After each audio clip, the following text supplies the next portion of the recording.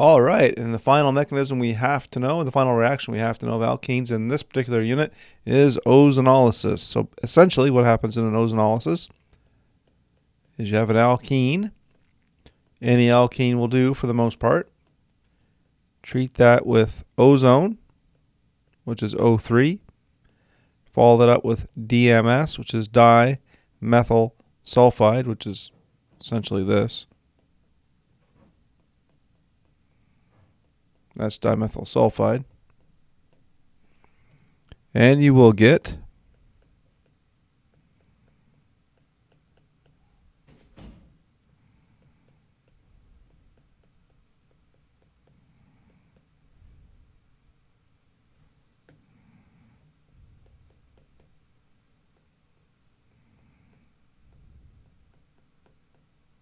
DMSO, dimethyl sulfoxide.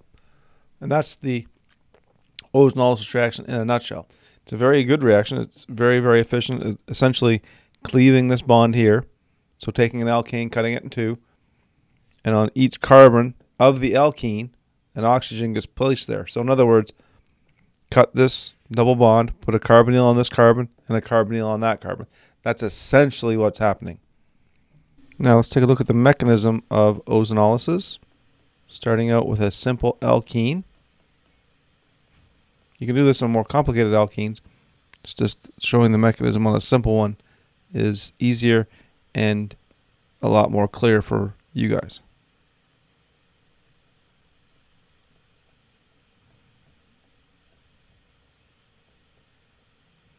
All right, to start the mechanism, lone pair attacks that carbon, pi bond attacks that oxygen, and these electrons go to the center oxygen.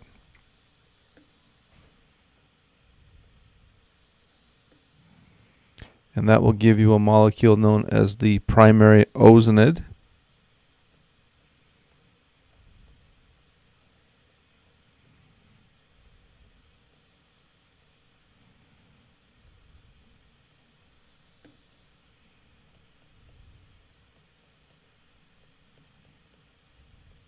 There we go.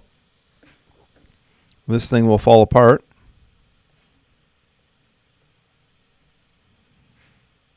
To give you these two intermediates.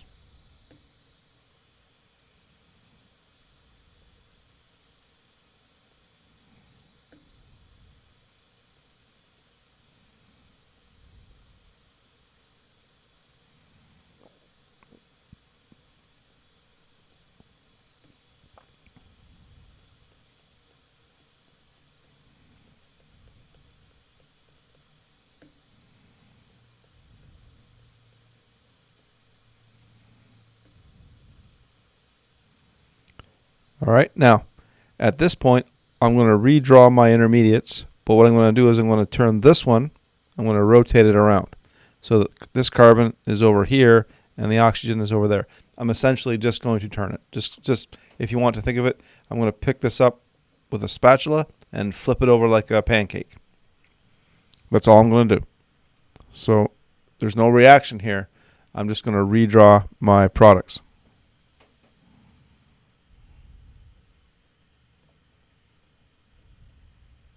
And you'll see why in a minute.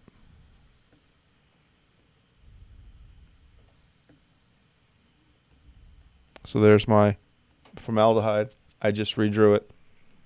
Put the oxygen on the left and the carbon on the right. There's reasons for that.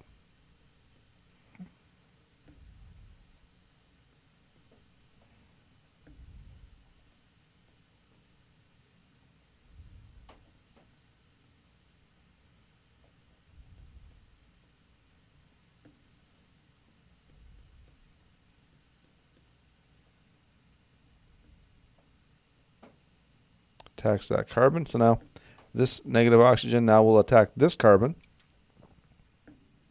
These electrons will attack that carbon there, and these electrons will go over here. So once this molecule flips around, the negative oxygen here will attack that carbon. The pi bond will break and attack this carbon, and this pi bond will break and go to the oxygen. Now I know this is a confusing, drawn out, long mechanism, But this has basically been proven. They've isolated certain intermediates, and these are how they have to be produced, because there's really no other way to do it.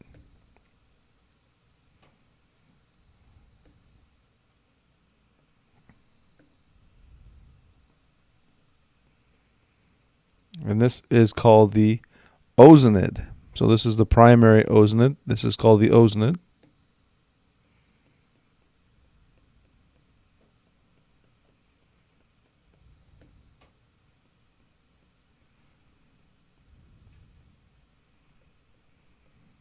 There you go. Now this is where the part one of the mechanism stops. So you add ozone to this alkene, and this is the product you get. Now, remember, this was a two-step reaction. Ozone first, DMS was second.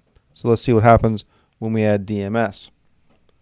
So we had, last time we were here, we had this, the ozonide. We stopped here, and I changed slides so I'd have more room. I don't want things to get too cluttered, especially for this mechanism, because it is very challenging.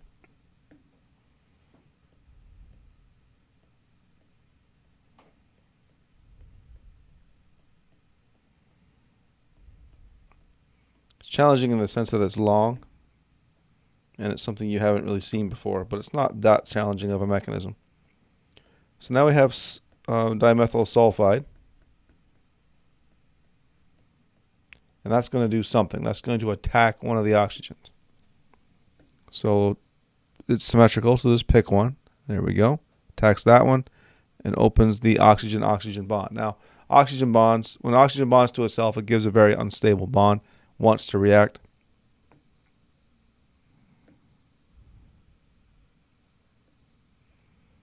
So it does form this ring open thing now.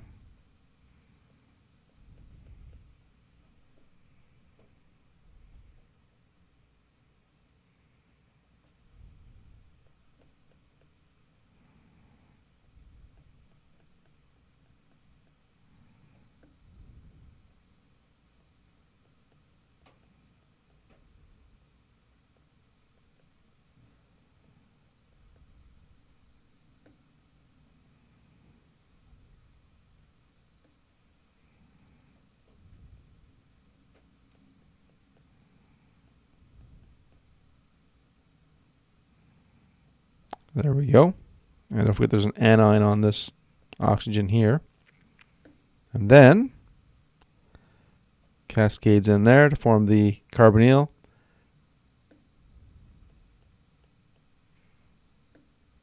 This bond folds into here to form the carbonyl between that oxygen and that carbon. And this bond breaks to form the DMSO. And there you go. There are the products.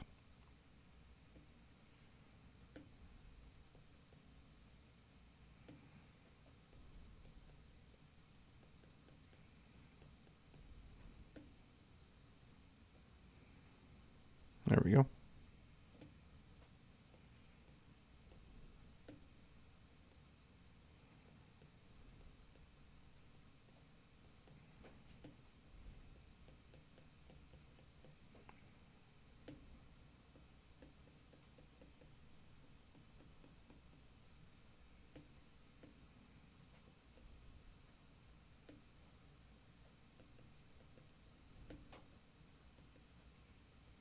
And there you go. There you have it. There are the products of this reaction.